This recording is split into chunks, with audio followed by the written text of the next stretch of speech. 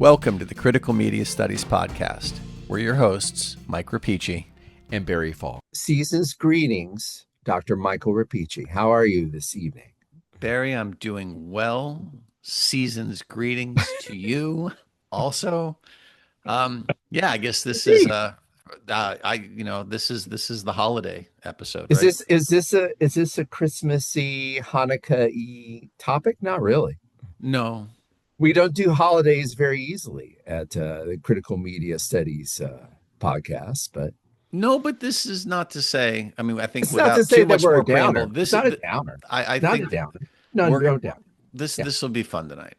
Yeah, no downer. It's not. I didn't mean to say that we're not going to be fun. This will be a downer. It'll be interesting. It's not It's just not necessarily part of the season. But we're going to bring our own special flavor to the season and talk about a Substack essay by the erstwhile and I admire her Substack a lot.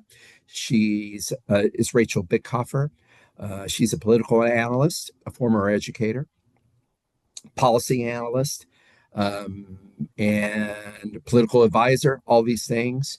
And she recently had a media studies foray or a media topic foray. And Michael and I decided to discuss it. And so we're going to do that. So we're going to talk about a recent Substack post from Rachel Bitecofer. And the name of the post, Michael, I didn't write down the date. I think it's in November. It was December 1st, 2025. December 1st. This is I'm not doing well here. Cutting edge. Cutting edge. It's even more cutting edge than I had thought. And the name of the post is "The Whole World is Getting Dumber." The title says it all. Let me try to read it with the proper emphasis and the proper dramatic flair. The name of the piece by Rachel Bitecofer is "The Whole World is Getting Dumber, and the Smartphone Did It." And we're going to discuss this piece. Do you have a moment, any other things to say about the setup before we get directly into Dr. Bitecofer's comments? No, I think I'm interested to chat about this with you. This is I think this is a title that speaks to the sort of educational backlash against some of the emerging technologies that we're seeing in the classroom.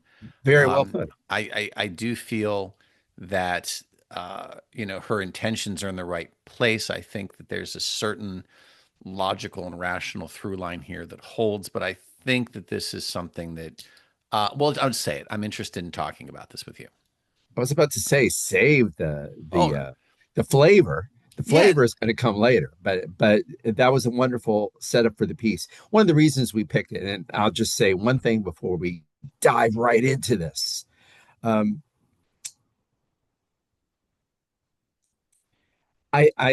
hit on something that I think is very important, and one of the reasons why we covertly and overtly picked this is that we thought that Rachel Bitecofer's piece is kind of emblematic of the things that we are seeing in Substack and elsewhere, where intelligent people talk about the ways in which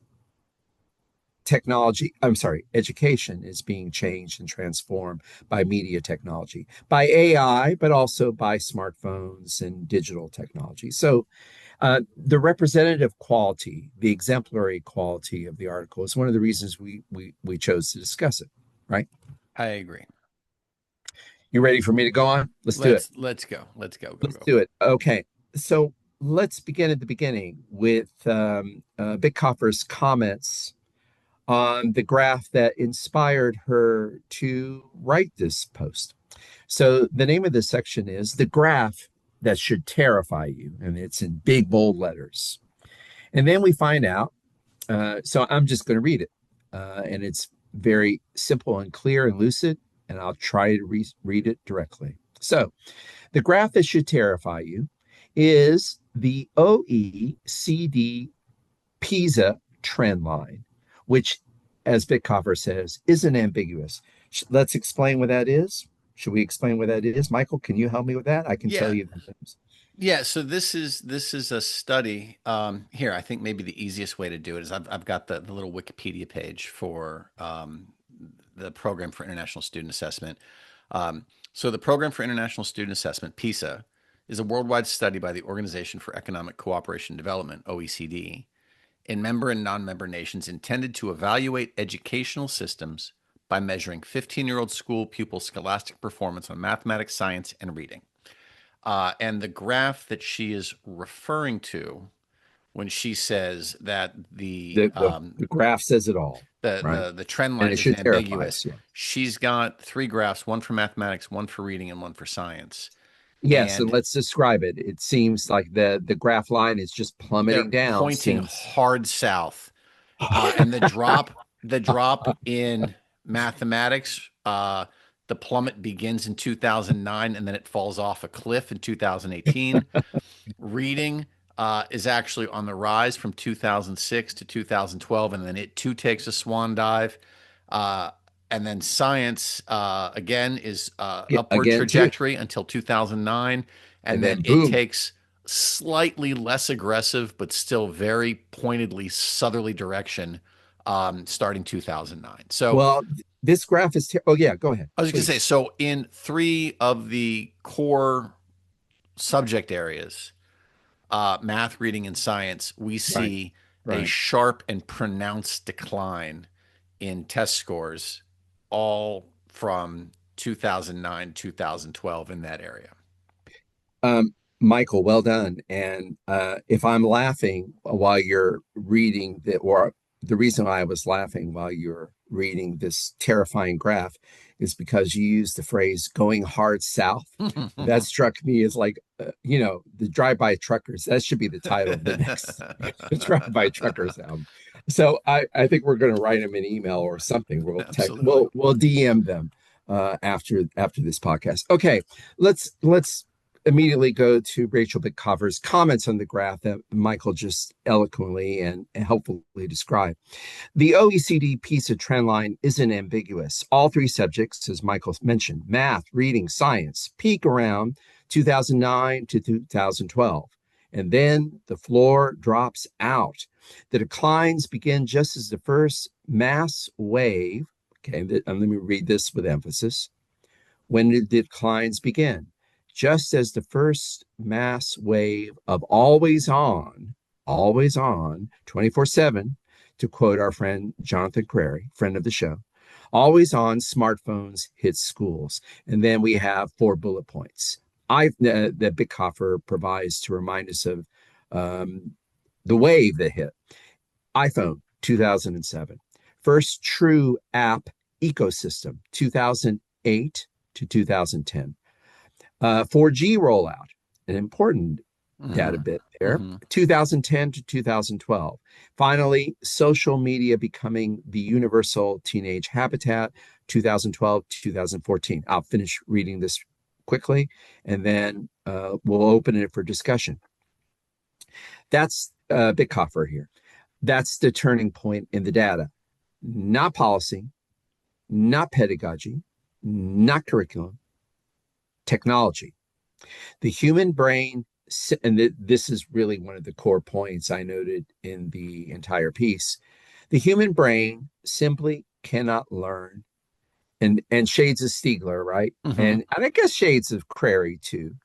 The human brain simply cannot learn if it is constantly interrupted, multitasking, or in a state of divided attention. And since 2012, divided attention has become the default operating system of childhood.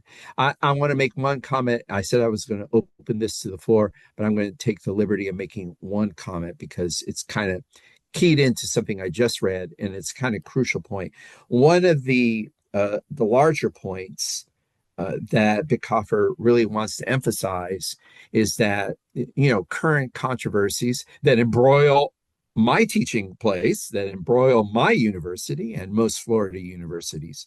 Um, I mean, there's been a sense of this change in uh, students and students' attention. but most people, it's been often politicized, and people point to pedagogical techniques, liberal policies, or any kind of policy, education policy, and more specifically, most specifically, perhaps, to curriculum, whether in high school, whether in college, whether in, wherever. Curriculum's a problem. One of her big points is that it's the economy stupid, or rather, in this case, it's technology stupid, and that we are often in the public sphere and elsewhere and everywhere. We're embroiled in these kind of discussions and hot disputes over policy, educational policy, pedagogical techniques, curriculum, what's the proper curriculum, what's the we're embroiled in a certain number, in a vast number actually, of criticisms and critical disputes and controversies, and we are missing the note, we miss the major fact, which is technology did is the culprit. The smartphones did it, as she says in her title. So I am of two minds about all of this. And I want you to weigh in because there's an interesting thing that's going on here. Just mathematically, there's an interesting thing that's going on. For starters, I don't think that there's much room for debate about the way that she sets this up, right? iPhone 2007, apps 8 to 10, 4G, which makes it more universally sort of operational or accessible, 10 to Mm-hmm. 12. I think it's a fool's errand to try and argue against this, Mm-hmm. that there's been a These points are turning points. That right. I these mean, these are yeah. four Mm-hmm. mass, and certainly not the only four, but these are certainly four massive plots on a graph in rapid Right. succession In rapid succession, that the had convergence is important for her. right that had I feel and she feels an indisputable disruptive effect on education, Mm-hmm. right? And we see it. She says, the graphs don't lie, right? This is you look at the testing across students from these points forward and they plummet, right?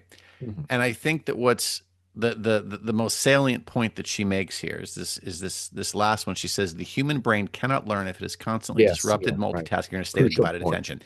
These points that she rolls out here are the four stand or are our four sort of standout disruptions, interruptions to attention. Mm-hmm. And so I take zero issue with any of this. This is where we saw our focus massively disruptive. What's interesting about this, and I don't want to get ahead of our skis, so to speak, here. So I'm going to sort of just throw this out here, and then as her argument unrolls, we can follow it along. Mm-hmm. The test that she's talking about, right? Like the what Mm-hmm. is it? The PISA, okay? Pizza, right? According to the little Wikipedia blurb that we looked at, Mm-hmm. um, that was testing 15-year-olds. Indeed. 15-year-olds in 2012, give or take, are 30 years old now.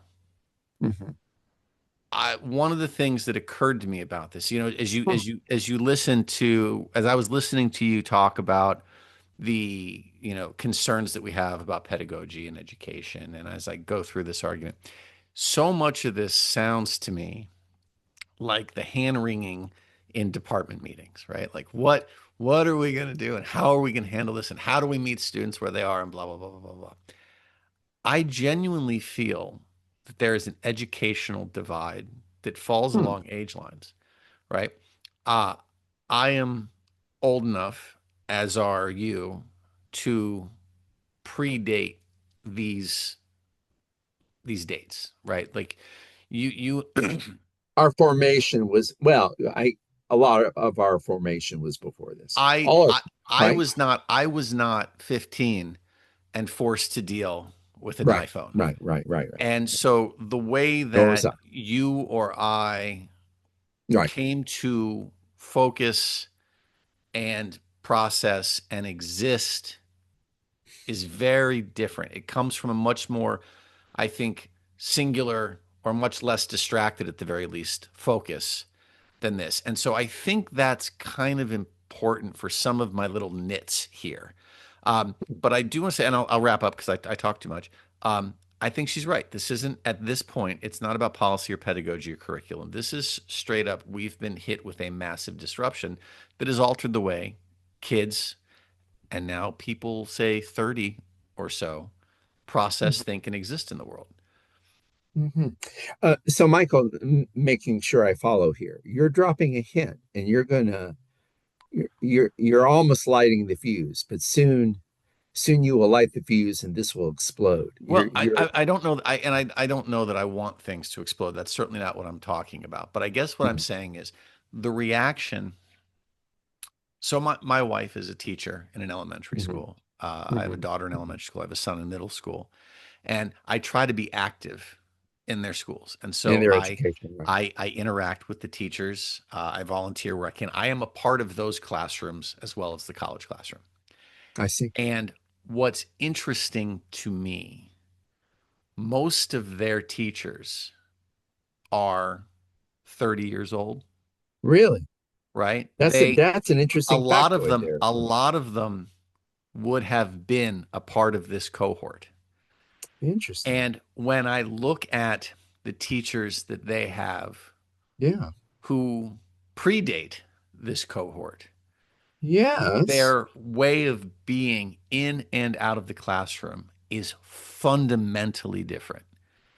Mm, And just across the board, like it's not like, oh, they view testing as different, or oh, they prefer this to that, because I think that, the system is what the system is, so to speak. Either you are um, what, a digital native, or you have or not. gotten you no, but it doesn't matter. If you're not, you have gotten your digital native card or your Yeah, digital sure, card. sure, You have to sure, function within this. So it's not sure, that sure, people are sure. functioning outside or inside of this. It's our relation to these technologies, I think, falls along. I'm just going to, as we're talking now, roughly 30 years old. And I think that that changes sort of how we view this focus. And I think how we view the focus has profound effects on how we exist and what we expect.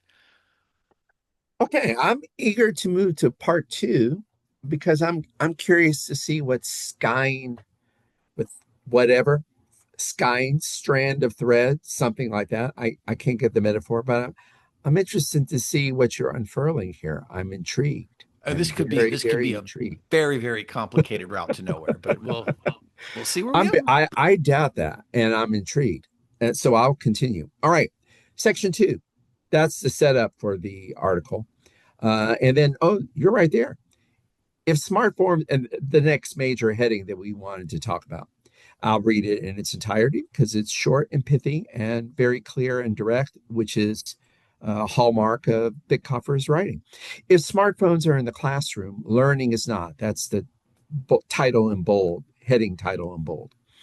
This is the brutal truth policymakers refuse to confront, Bitecofer writes. A classroom with smartphones in it is not a learning environment. It's an attention casino, and young brains lose that gamble every time. Kids aren't addicted to information. I love this sentence. I'm going to read it with hopefully enough brio. They're addicted to dopamine reward cycles engineered by trillion-dollar companies who don't give a damn about human cognition. Preach it, Rachel. Preach it. That's the Stiglerian gospel right there. They're Okay. addicted to dopamine reward cycles engineered by trillion-dollar companies. We have our obligatory swipe against capitalism. Dr. Falk is happy, but let's move on. Okay. Okay. Oh, So is there more? Is there no, more no, no, that no, I need no, to no, read? no. This That's is it? like the little bites tonight, man. Little bites. Little bites. Um, Okay. Comment, Dr. yeah. Beast. So a classroom with smartphones is not a learning environment. Here's where I begin to take issue with this a little bit. Whoa Okay. now. Whoa now. So the problem that we're having here, and she said this earlier, right? The human brain cannot learn if it's constantly interrupted. Yes, it does. What Multitask. happened right around 2010, give or take, Yes, is that we suddenly introduced countless new always on inputs into our world. indeed. We Always became on. profoundly distracted. Right. This to me is not a classroom issue. Hmm. This is a much larger environmental issue, right? Hmm. If Hmm. Hmm. you think Hmm. about it, Hmm. this mindset, and this is what occurred to me as I was thinking about this earlier today, Hmm. Hmm. this distracted mindset Hmm. does not come on when a cell phone comes out because, well, It's one, there before. It's it's there it's before, it's right? it's it's it is always a It's thing. always, yeah, And yeah. if it's not, and what are we going to do? We're going to take the smartphones out of the classroom and we're going to introduce the computer, right? And we're going to say, all right, well, you should work on your computers now. Every kid in middle school has a laptop issued by the schools, right? And they lock them down so you can only do schoolwork. But you know what? There's still a lot of buttons to click and a lot of distractions just present there. They come in distracted, they exist in the classroom distracted, and they walk out of the classroom into a larger, more open environment that is distracted. So, this idea that a classroom with smartphones is not a learning environment, fine, I'm not going to sit here and argue that a smartphone is going to make it better. But you're saying something worse. You're saying that the situation is even more dire, Well, that so we've been programmed to not be able to learn in almost any environment. Is that I not what you're saying? genuinely feel that's it. And so it's like, if you, this feels like trying to put a little band aid on a Yeah, massive gunshot wound, right? yeah, yeah, Like, yeah, okay, yeah, everything in our environment is distracted, right? yeah, I mean, yeah. if you think about it, I would argue that well over half of the people listening to this drive a car, they've got their phone responsibly tucked away somewhere. They get a phone call or a text message, their wrist buzzes, their car chirps at them, something. We are beset everywhere Right, by right, interruptions. right. What's interesting to me, and this is where I want to get to my age thing, and then I really am going to get off my little soapbox. Teachers under the age of roughly 30 deal with this differently. They simply aren't phased the way you and I might be, or the way my wife Or the is, or the way that Bitcoffer or the is. way that Bitecofer is, right?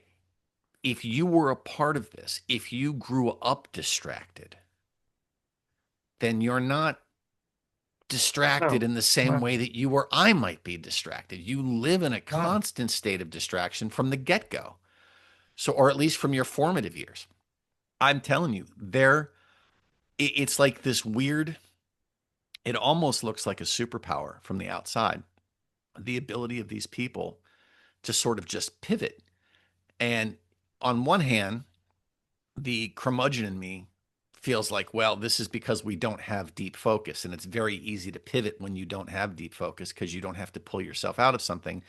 It's not disruptive to change.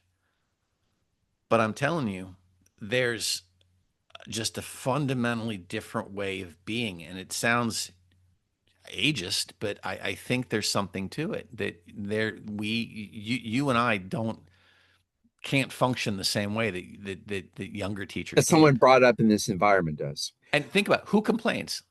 Like if you It's the go and older people. It's older it's the people. older people who complain about what's going. Now, I'm not saying that somebody's right or somebody's wrong. I'm not taking that position here at all. But But you're saying, where's the complaint coming from? And you're right. It's we need to. I hate to do this, but I think we need to interrupt it to find. We need to find Bitcoffer's age. okay, so pardon that interruption. That absolutely doesn't register if you're listening to this. But after a quick double check, Dr. Bitcofer is in fact over 30 years old, and So so this articulates to the generational. She's part of that generational divide you're talking about. And as I correct. understood it, Michael, you are suggesting that not only is there a generational divide, i.e., the over 30s get really upset about what seems to be happening about the convergence of media technologies and educational bad educational results and assessment of indicating bad educational results.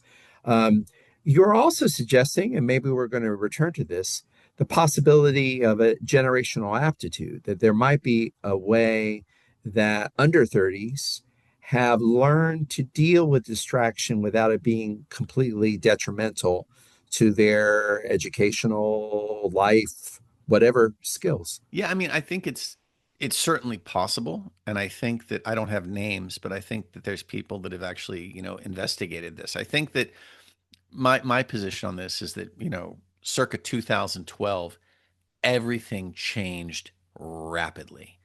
And as you know, as I know, as many of you listening know, education makes changes at an absolutely glacial pace. So it is not surprising that classrooms and people at the front of those classrooms find themselves ill prepared to deal with a social landscape. And I think it is social. This is not It's educational. a This is social, it's not an this is educational this is landscape, the it's way social. that Yeah, that students function in and out of the classroom. indeed. Um, but I think that these levels of distraction, it's hard to relate to. These were not present when we were students. And Yes, so your student history, which in some way informs your teaching process, indeed, are no longer compatible. And I think indeed. that's why we're upset. That's why we're confused. And that's why the smartphone becomes sort of the poster object for all of this dissent and angst.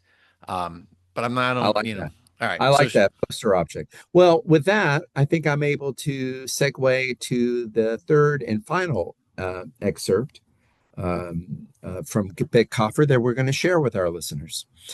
And this section is called, the heading is The Policy Solution Nobody Wants to Touch. Every school district should be banning, and here it is in one's pithy sentence. Every school district should be banning smartphones from classrooms, and every parent who cares about their kids' cognitive future should support it. No, put them in a pouch. Not no phones during tests. Not teacher's discretion.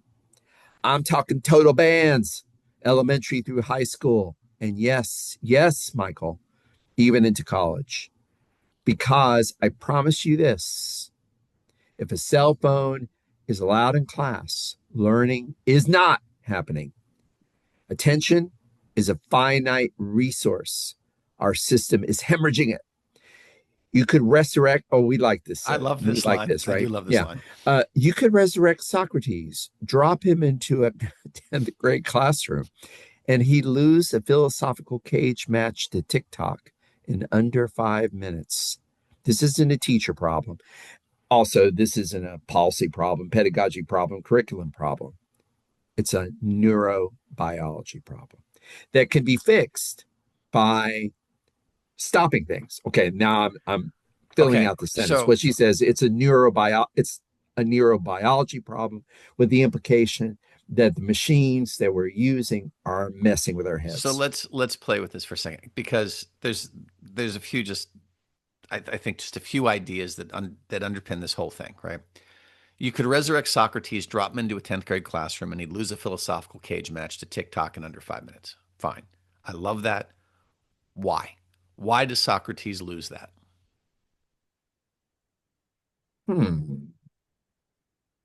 Because I think 5 minutes is generous. I think Socrates loses that philosophical cage match in under 2 minutes. But Well, why? Michael, but why? I don't Why? know. I have another take on this. I'd like to hear. I'm on another wavelength with Oh, this okay. sentence, but no, I want to hear yeah. Let me hear your thought. Because he's not interesting, right? She's right. This is not a teacher problem, right? Mm-hmm. These technologies, here's the problem you have. This is something I've come to grips with a little bit. I don't have a solution, but I've come to, they say acceptance is the Mm-hmm. first stage, Mm-hmm. right? So your cell phone, which Mm-hmm. again, we've said is sort of the poster object for all these Mm-hmm. problems, Mm-hmm. it is addictive. It offers Mm-hmm. you a endless stream of distraction. Mm-hmm. If you take that away Mm-hmm. for 50 minutes, Mm-hmm. What do you have then?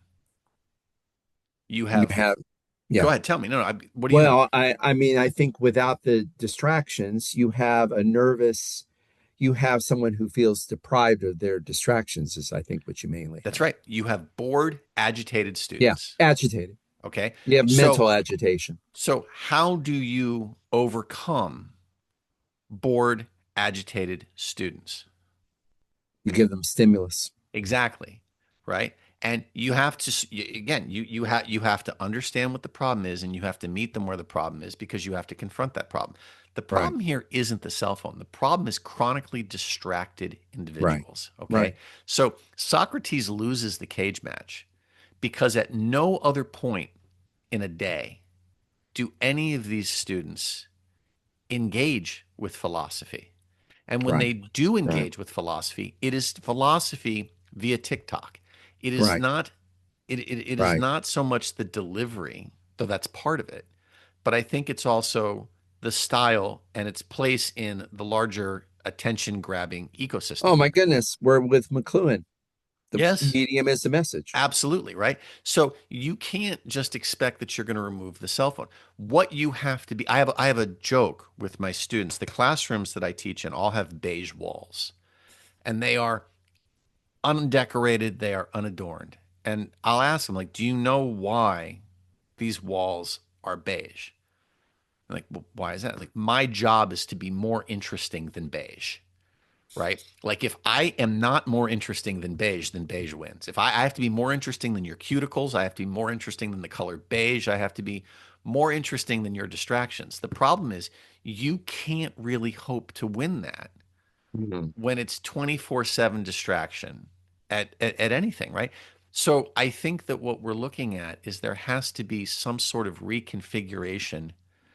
You have to engage students on their terms with their interest. This is why if you get up and you try and teach James Joyce to a bunch of 18-year-olds, you're going to have a really hard time. They don't have their feet there, right? If you can connect your content to their world, you win. Right, right. It's not about the cell phone. It's about understanding what this whole social system looks like for them, and then uh, Hmm. then being more interesting than whatever beige that cell phone Hmm. Hmm. represents. So when she's talking about banning cell phones, Hmm. I will invoke friend of the program Jonathan Crary and his whole approach about scorched earth. Hmm. Really, the phone isn't the problem. It's the fact that the phone is connecting students to everything outside To of a the network, classroom a that's 24/7 network. that's Yeah, yeah, that's there before and that's there afterwards. So what are that's you going to do? thereafter. You're Right. going to burn everything down. So the big hope, right, is that we're right that somehow students, educators, whomever under a certain age have either developed coping strategies or more likely, I would suspect, are just fundamentally they're just wired fundamentally differently so that these distractions are easier to overcome. I mean, I imagine it's harder for us to meet students in ways that are meaningful than someone who's closer, speaks their language. I mean, this isn't really a technological problem. This is a social problem. Yes, right, right. What you got thought? I do have a thought, sort of maybe a concluding thought, unless you have something else you want to return to. But I think I have a kind of a concluding thought. Uh, Basically, in the, just taking off from something you said and your invocation of, um, well, something you said original to you, I think, and we're going to trademark it and you're going to copyright it, critical media studies, but also your invocation of Crary uh, makes it, gives me another comment. So, first thing, Michael, I'm really interested in this idea that you raised in this, and maybe we're not poised to talk about it yet. I don't think we're poised to talk about it yet, but I think in future episodes, I'm sure we're going to return to this idea, which is whether or not there might be. I mean, there's one way of viewing it, and it is the Crary way of viewing it, and it's the Bitecofer way of viewing it, and it is a generalized way of viewing the problem common to people of a certain generation. And that way of looking at it would say that you have to get scorched earth. We're no longer in a pharmacological age where we have to find the right dose of technology. We are in a post pharmacological age where we have to nuke our devices. Let me talk about Crary first, and then I'll talk about your insight. Um, in the months since we talked about Crary, I think it was about probably about a year ago or more that we talked about Jonathan Crary's book Scorched Earth. Uh-huh. And I think, in thinking about it recently, I recently was involved in a conversation about the book, and a friend gave me an enlightened reading of it, where my friend suggested that the whole point of the book is to be we were kind of skeptical of his contrarianism and his utter wholesale rejection of the 24/7 system. And, as justified or as explained in the title, scorched earth. But my friend said, well, that's like it or not, that's the point of the book. The point of the book is we're going to have to get scorched earth on technology, or else we're literally going to have a scorched earth and scorched brains. I do think, okay, so that to me is the Crary position. And we were poking holes on it. And I think I still would agree with us that I want to poke holes in it because I don't like binary kind of thinking. But I do think that's an argument. And I think Bitecofer is kind of moving toward Crary, probably is aware of Crary, and she seems to be moving into that argument. And then I just want to, so let me just say one more thing, Yeah, and I I'm have a kind of done. quick response, but go ahead. Sure. Well, I'll finish it off, and then I'm going to be done.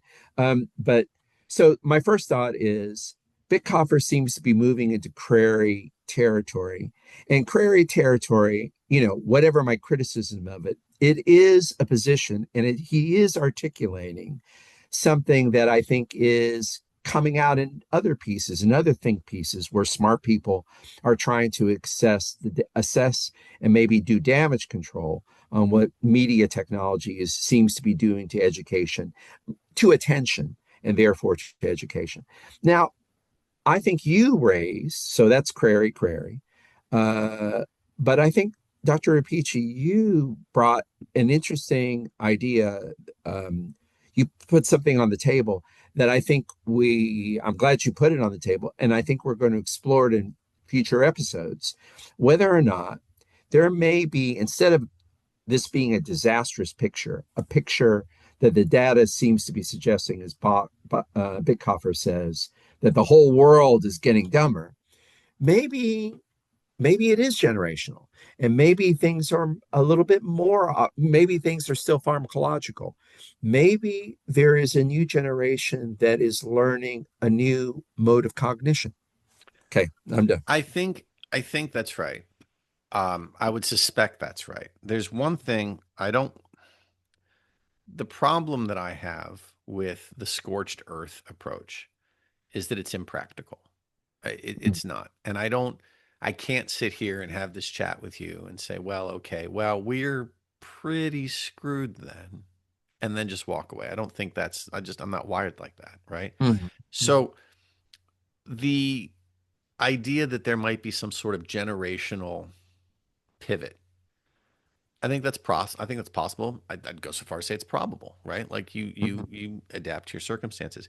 The one thing that I think our generation could contribute productively to this with is this idea about attention in terms of guarding our attention or learning to value our attention. I don't know. If you ask a little kid to sit still, it's very difficult, right? Like the level to which kids are fractured, they're scattered is to me alarming, right? Mhm.